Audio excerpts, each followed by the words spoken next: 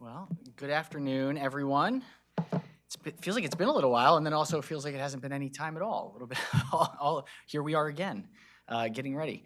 It's a pleasure to be here with you all today. Of course, a number of us are here in town because of the Spending Affordability Committee, which made its recommendations, the General Assembly's viewpoint on the recommendations for how to approach this upcoming budget. As we've started to make very clear, the driving issue this upcoming session amidst the uncertainty that we know to be the case with the incoming federal administration will be balancing Maryland's budget in a way that keeps us competitive, but also ensures that we are investing in the priorities that Marylanders know matter. Things like healthcare and education and transportation and reducing housing costs.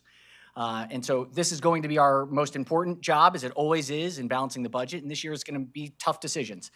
We've said everything's on the table. Number one, we have to make sure that we are living within our means and that we can invest in things in a way that is predictable and that it keeps us competitive. We are going to have to look at revenues in certain areas because when we look at the budget overall, the gap cannot be accomplished with cuts alone.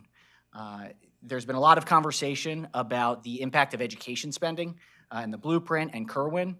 And I think it's really important to note for this year in particular, the blueprint is fully funded as anticipated and as predicted by the General Assembly through FY27. And so any actions that would come from the Blueprint for Maryland's Future to match implementation, which we must do in order to make sure that the formula is appropriately being applied to maximize the potential for students, even if we make adjustments that yield some cost savings, that would not be realized until FY28 at the earliest. So any changes to education will not impact the general fund budget deficit that we have. Why is that? The key is because the vast majority of the deficit comes from entitlement spending that is above projections. These are programs like Medicaid, like the Child Care Subsidy Program. As we recently learned, the Developmental Disabilities Administration, which had higher billing than anticipated. Things like inmate medical care that came back with significantly higher costs for care than we had previously anticipated. And so when we think about where the dollar challenges come from, it is from entitlements being above projection. It is not because of inappropriate spending in any way. Just as inflation has hit families, it has hit governments as well. And we know that to be especially the case after COVID when it comes to healthcare spending. And we've had a lot of societal conversation about the challenges of healthcare and how healthcare costs have become exorbitant and how people are feeling stretched to their to their wits' end when it comes to healthcare. That's no different for publicly provided healthcare services like Medicaid and inmate services, medical services for those who are incarcerated currently. And so those costs have come in significantly above where we anticipated. And so those are the gaps that we have to navigate. We are not going to throw 50,000 people off of Medicaid. We are not going to throw 20,000 families out on the street to not have child care subsidy credits. And so we have to find a way to cut from other places, to prioritize. And frankly, at the end of the day, I think it gives us an important opportunity to really have hard conversations about how do we invest in Maryland the right way to keep us competitive and invest in things that will build our economic future. That means that we also can't do some things. And that's the importance of governing, is making those tough choices, and we will. The one thing I want to just note as well, which I know that many of you all have reported on a great deal, but I think is important to say in every conversation, the level of uncertainty at the federal level is extreme for Maryland.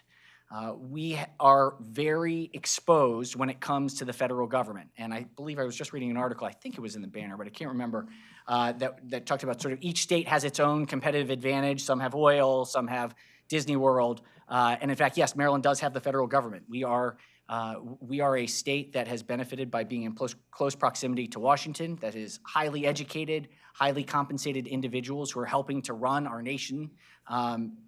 If there is a cough in the federal government, if there is a slight cut in what is perceived for a federal government, that is pneumonia or a crisis for Maryland. And so that is the uncertainty that we are trying to hope to navigate. We just don't know what the actual impact will be. And I think we won't know until the first sort of 60 days of the next administration. And so we know that March is probably going to look very different than January. And so we will have better information to really know what the fuller picture looks like at that point. But it's a really important year upcoming. The budget is going to drive every conversation. And it's going to be an important moment to focus on what matters most, and that's delivering for Marylanders. With that, let me open it up. Mr. President, can you talk about what's going on with DDA? Yeah, right now the provider invoices have come back higher than expected. We are digging into the specifics of why that is the case. I have some hypotheses, which has to do with nursing care and the availability of the healthcare workforce and those who work for DDA administration and for providers. They have struggled to find sufficient workers to help. And so their personnel costs have increased dramatically, and the projections were significantly lower than what came back through invoices.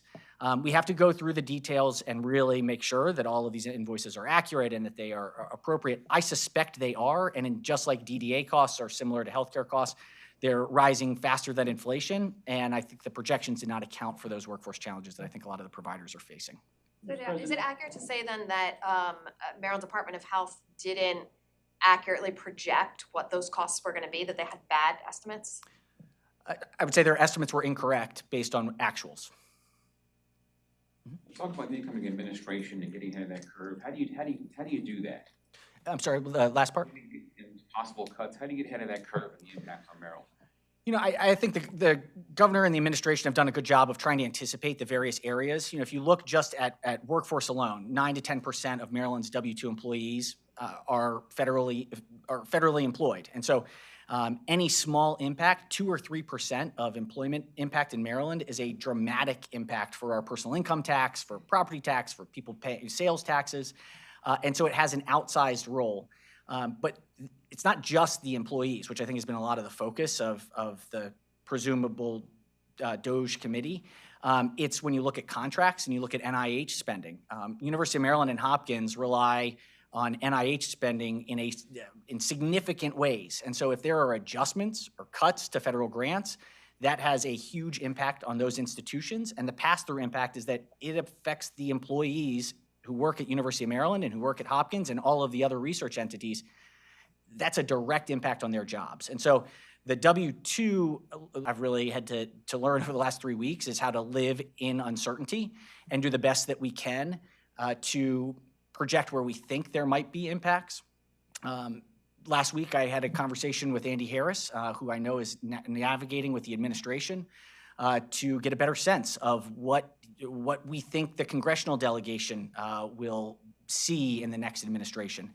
Even if it's bad news, certainty is better than uncertainty. And so I am working with the members of the Senate to see if we can gather information from wherever to make the best decisions we can on behalf of Marylanders.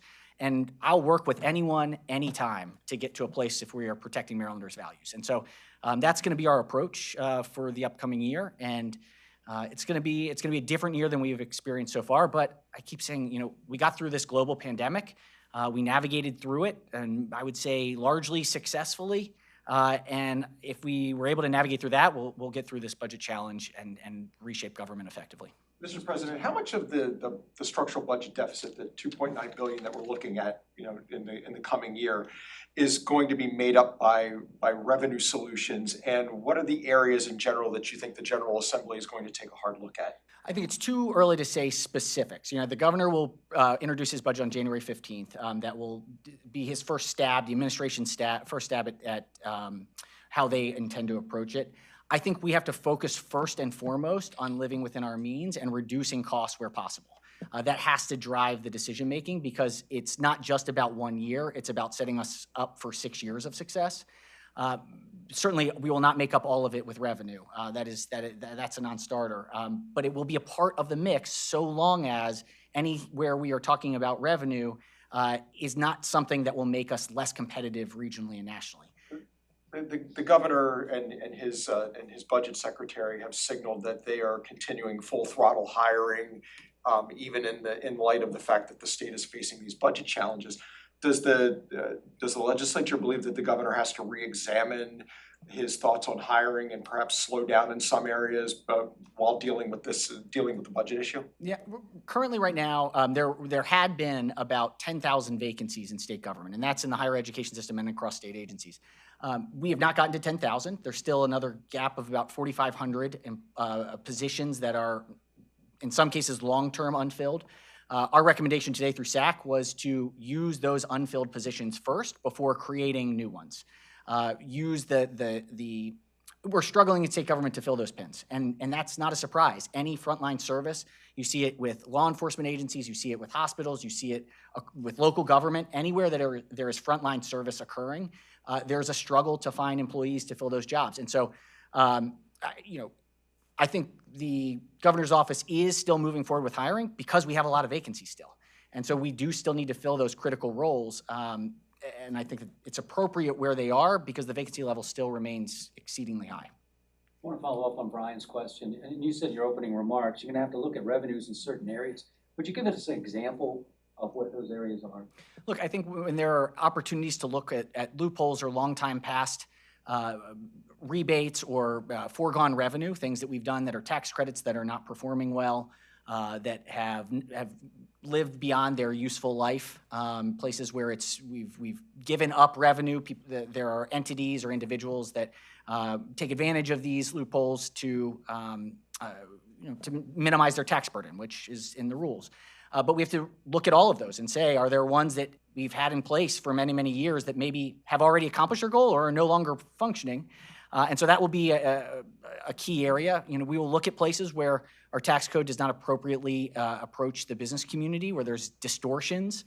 We've created the single sales factor, which has been about 6 years in existence, and there have been places where there's some distortions in the marketplace about how corporate entities report their income. So that's another place where we can adjust to look for additional revenues and that remain and keep us competitive overall. And then looking at things like data broker services. There are these entities out here that package your and my private data and then resell it.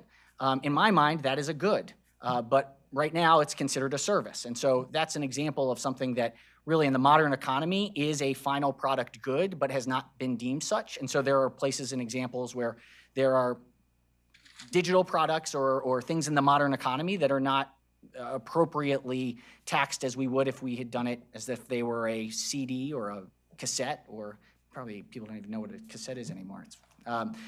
It's like aging myself. That's pretty embarrassing. But sort of the point is the world has changed. I mean, we're talking about AI and data centers, and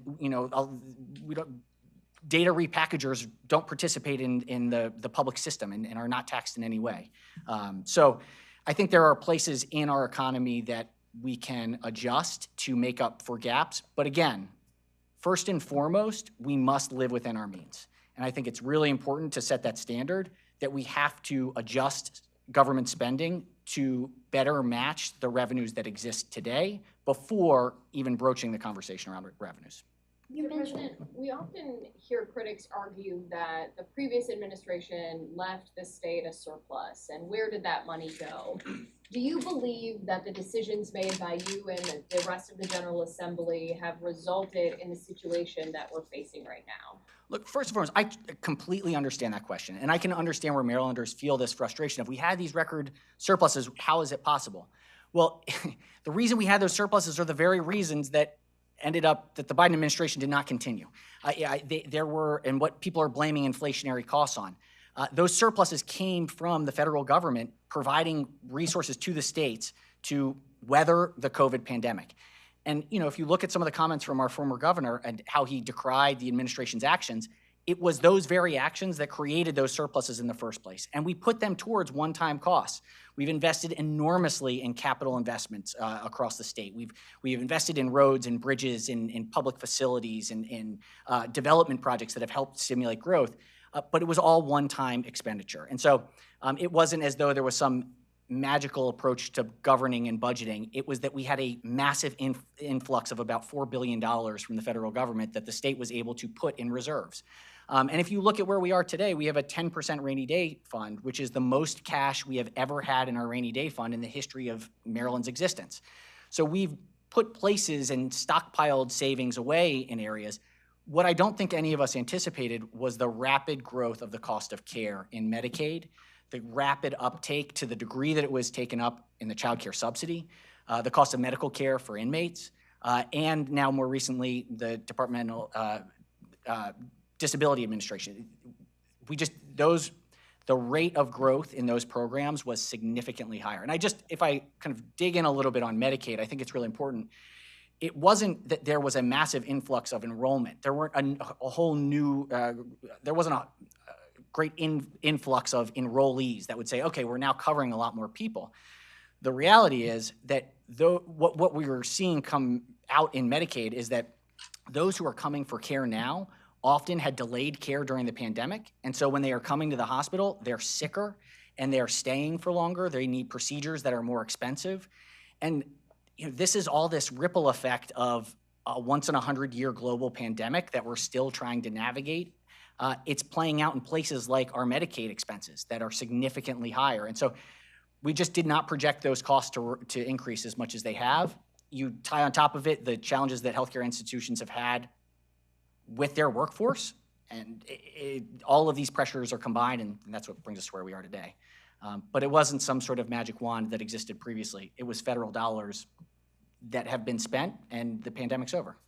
You mentioned reluctance to kick people off of Medicare and Medicaid and cut back on the child care subsidies. Where else can the state look for cuts? I mean, we have to look at personnel. I mean, at the end of the day, entitlements and personnel are what state government is. That is truly we have block grants for education and public safety and for healthcare. That's the vast majority of public dollars when we think about where state money, state dollars, what they are funding. It is direct services and people. And so that's why it's a challenge to cut. There are places where we can spend those dollars more efficiently and more wisely. There are things that we don't have to keep doing. Those are always the hardest conversations, but they have to be had now. This is a moment where we have to be very real that everything is in fact on the table. I do want to make a quick note. There are things that we could do. We could kick 10,000 people off of Medicaid. And what would happen? It would mean that we would increase the number of people that are uninsured. It doesn't mean they don't get sick. So what happens is they go to the hospital, they get services, they either have to file for bankruptcy or the hospital has to write it off as for uncompensated care. And what happens? Who funds uncompensated care? Everyone else does. And so this is where the state can shirk its responsibility by kicking people off of Medicaid, but it just means everybody who has private insurance ends up paying for it anyway, and it's more expensive health care for all Marylanders just because of a short-term decision to kick people off of Medicaid. And so this is the context. That, I think it's really easy to throw daggers out there of, just cut public spending. I get that impetus. I feel it at times. But what I know is that the government exists in order to be the safety net for those of us in our society who, for the most part, are those who need the help the most. And so by ignoring that, we incur costs individually as all Marylanders that we can defray and treat more effectively by having the public programs that we do. Of course, they have to be run well. Of course, they have to be run more efficiently and less costly. But this is a very real conversation about what type of society we want to have. And in Maryland, there was just a recent, I saw it on Reddit, I should have cited it, that Maryland was rated the happiest state in the country. I will find the citation. Jody, I know, has it, and sent it over. And, it's one of these things that was, it's always there's good news. But, in Maryland, we invest in things that matter. We invest in our roads and bridges. We invest in transit. We invest in healthcare. We invest in education. I have a family member who had moved to Delaware, and I love my friends in Delaware, but they can't find a primary care physician and are thinking about moving back because the healthcare access. I was just on a panel on the Eastern Shore with some representatives from Delaware who were saying, we're actually really jealous of Maryland. They're doing a lot of, when it comes to workforce development, when they're thinking about how you're dealing with business development, we're trying to learn from you and your energy policies. We're doing a lot of things well. And so that I know that people feel frustrated about where costs are, and that's sort of the sentiment in the world, and I feel it myself. But Maryland is a place where I think we really do invest in our values, and it's paid off where people can be successful. Mr. President, is this the high bar moment for taxes? Is this the moment?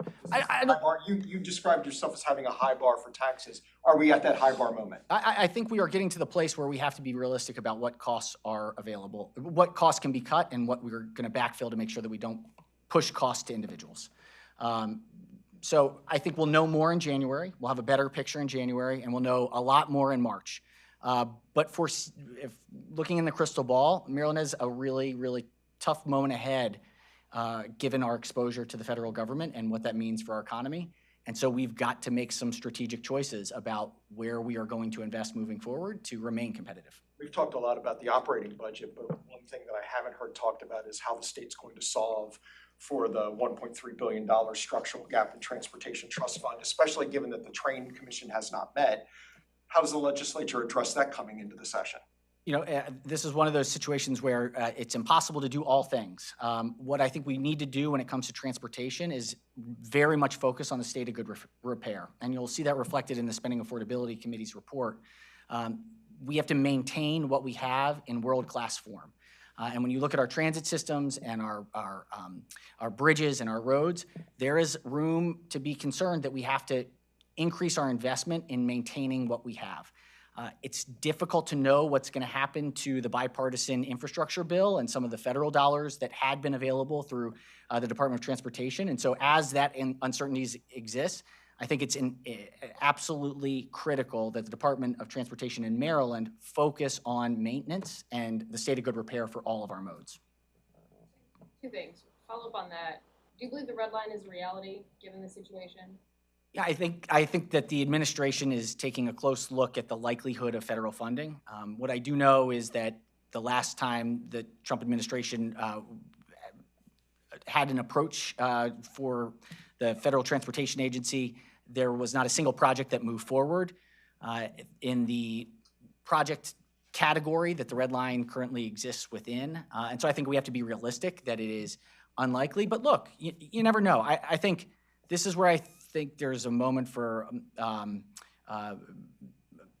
unlikely bedfellows here of, like, we've got work to do. And we can't just give up on everything. We can't just say it's all dead, it's not going to happen. I'm more hopeful than that. I'm an optimist and think, yes, there are some major headwinds. There are huge challenges ahead, but we still got to keep going. We still got to build the state that's possible. And so, I'm not giving up on anything until there's no possible chance. I think it's a lot harder now. Let's say that the federal government comes through with the money for the red line. Can the state, given the state of the Transportation Trust Fund, can the state afford its share? I mean, I would say right now, no, and I think that's the case. I think there's $200 million in the CTP that outlines the planning and projections for moving forward. At the moment, no, the resources do not exist for the state share. So Doesn't matter in the whether case that it moved forward, we would have to have very real conversations about how we are going to change our transportation expenditures or raise money to develop the plan. So at this stage, it doesn't really matter whether the feds can come up with the money or not because Maryland doesn't have the share as it stands now. I mean, this is always the case with these big, large projects. You kind of have to, and I know you're well aware, but the timing is always you don't have to show all of the money until you're far enough along in the process. And so I think we're at a place now where we're not far enough along to have a full financial plan developed. Until we get the signal that there is progress possible, I don't see a lot of work and time being spent on developing that financial plan. We'll see. If there's a decision that urban areas and regions will have investments in public transit coming from the new administration, we will adjust accordingly. We could do Can the more. state President, keep I the wanted to can the ask state about keep the juvenile commanders crime, in though. Maryland? Yeah, I'll go there and there. Yep. Can the state keep the commanders in Maryland? Can the state keep the commanders in Maryland? It's not a state decision. It's not a public facility. It's land owned by the team there.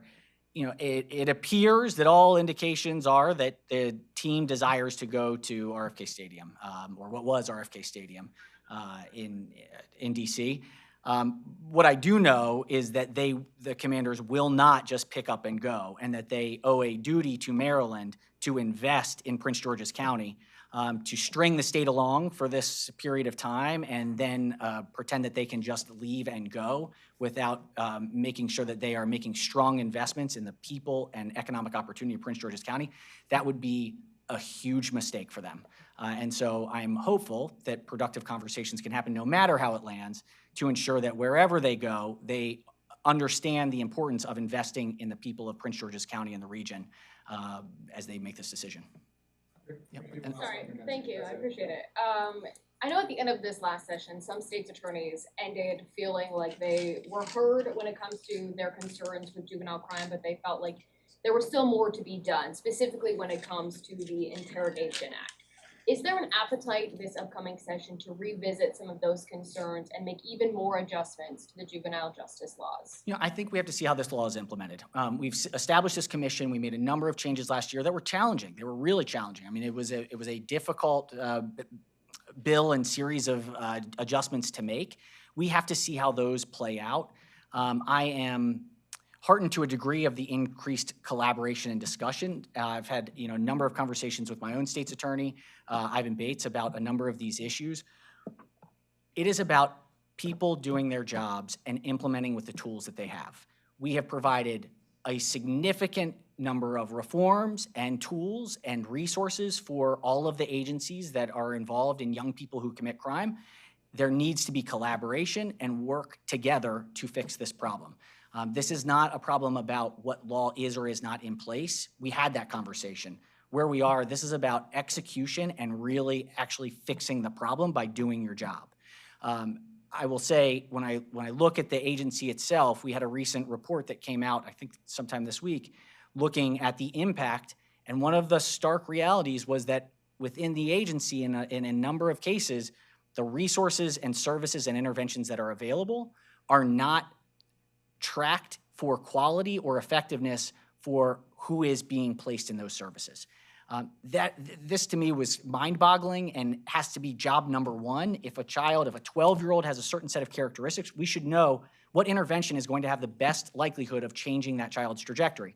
That data doesn't exist, and it must. And so that's just basic execution. That is not, that's not a change in the law. That should be happening today, and I think it's highlighting and finding more of those places where people just have to do their jobs more effectively and more collaboratively. Is that a failure from the secretary's role and his implementation and oversight of his department? I think the department is facing a lot of struggles. I think that some of it was inherited. I think that there were, it's an agency that struggled for a while, but at the end of the day, it doesn't really matter. The secretary is accountable, as is the General Assembly, the governor, anybody that's involved in the system, the state's attorneys. All of us are accountable. We cannot continue to have a situation where young people who, again, are severely impacted post-COVID, and we see it with the violence, we see it with the level of challenges that young people have demonstrated over these last few years. This is a watershed moment for investment in young people who are at the deep end of the system. And we have got to do better than we're doing right now. Thank you, Mr. President. Okay. Thank you all. Hawaii, yes, Mr. President. Oh, Hawaii, that's not. Well, But I'm the happiest state.